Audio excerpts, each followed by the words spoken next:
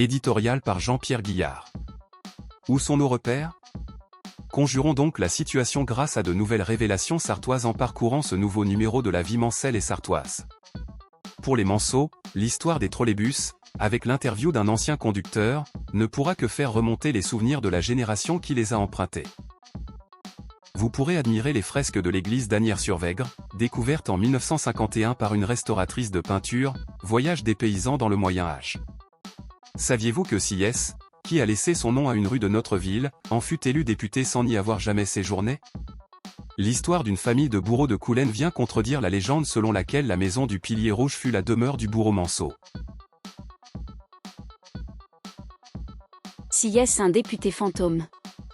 Par Didier Béouty. Il existe, au Mans, dans le quartier du Pré, une rue Sieyès qui honore l'homme politique de la Révolution, auteur en 1789, du célèbre pamphlet Qu'est-ce que le tiers-État? Mais sait-on qu'il fut député de la Sarthe durant 6 années, élu à la Convention en septembre 1792 puis au Conseil des 500 en 1795, sans qu'un seul document ne fasse état de sa venue dans notre département? Asnières-sur-Vègre, la nouvelle magie des fresques. Par Bernard Hinault.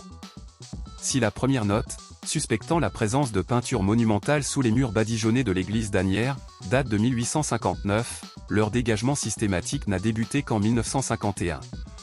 En juin 2026, la cité médiévale va clore l'aventure de la restauration complète de l'église et des importantes fresques qu'elle abrite. Les Vairons et le carrefour de la Sirène. Par Jean-Pierre de la Perelle. À l'angle des rues de la Barillerie et Marchande s'élève une ancienne demeure portant une sculpture remarquable, une sirène surmontant un navire. Beaucoup de piétons passent devant l'œuvre sans lever les yeux, quel dommage!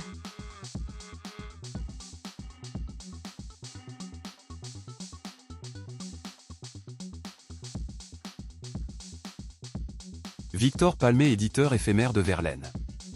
Par Jacques-Henri Minier.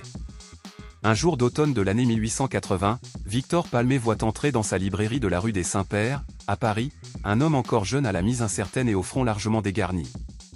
Il ne se doute pas que ce visiteur hésitant et timide, serrant sous son bras un carton contenant quelques feuillets, lui ouvrira les portes de la postérité, mais voilà. Ce garçon s'appelle Paul Verlaine. Marguerite Wintemberger de l'épicerie au cinéma parlant. Par Daniel Levoyer. Si le nom de cette jeune fille, née Bigot le 8 octobre 1899 à Sablé, ne vous dit rien, celui de Wintemberger retiendra peut-être l'attention des cinéphiles avertis. 3 films datés de 1932, 33, 34 la mettront en lumière avant qu'elle ne s'éclipse pour rejoindre l'anonymat. Moteur. Action, selon la formule consacrée. La courte histoire des trolleybus au Mans. Par Patrick Mèche. En 1936, Le Mans fut l'une des premières villes de France à vouloir s'équiper de trolleybus. À cause de problèmes économiques et de la guerre, ils n'entreront en service qu'en 1944 pour remplacer progressivement l'ancien tramway et les autobus à gazogène sur les lignes de la Compagnie de l'Ouest électrique, devenue aujourd'hui la CETRAM, concessionnaire du réseau des transports urbains. Appréciés des voyageurs pour leur silence et leur confort, ils resteront en activité jusqu'en 1969. Maurice Dulac, dis à ton fils qu'il doit rentrer. Par Pierre-Yves Cornu.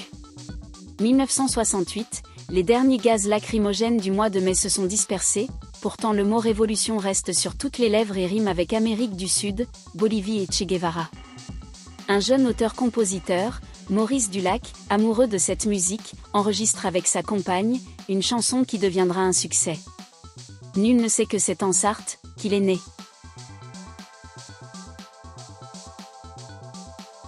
Gaston Gourdeau, le père du chauffage urbain, était un Sartois. Gérard Blanchard. En 2025, la ville du Mans s'est employée, durant plusieurs mois, à développer les réseaux de chaleur déjà existants. Ce faisant, elle s'est parfois attirée l'ire des usagers du centre-ville, excédée par les multiples barrages ou déviations nécessaires pour creuser les tranchées qui accueilleront les futures canalisations. Mais savez-vous que l'ingénieur considéré comme « le père » de cette technique était un Sartois? Chou, chouchou. Par Alain Ménil. Si je vous parle de chou, Brassica oleracea, vous allez me citer tout de suite L'Homme à tête de chou, l'album de l'auteur-compositeur-interprète Serge Gainsbourg, 1928 à 1991, inspiré du Bronze de Claude Lalanne, 1925 à 2019.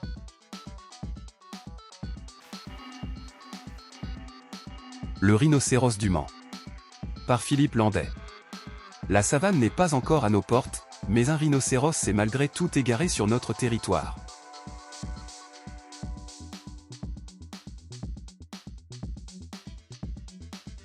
Coulaine, une famille de bourreaux. Par André Ligné. La maison du Pilier Rouge au Mans fut pendant longtemps considérée comme le lieu d'habitation du bourreau de la ville. Légende. Les registres paroissiaux du XVIIIe siècle permettent en effet de découvrir cet homme à Coulaine, sous le nom de Joseph Fillot, dans une famille de tisserands.